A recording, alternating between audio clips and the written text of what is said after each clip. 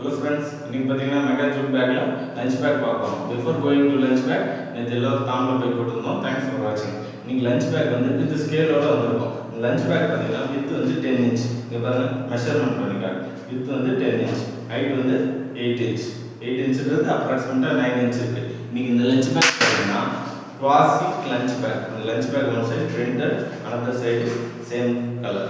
இந்த ஸ்டைல lunch back எடுத்துட்டு போனீங்கன்னா கம்ஃபர்ட்டபிளா இருக்கும். With the zip.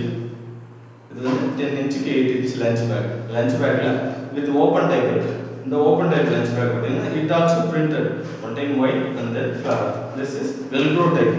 That one is before considered by the zip type.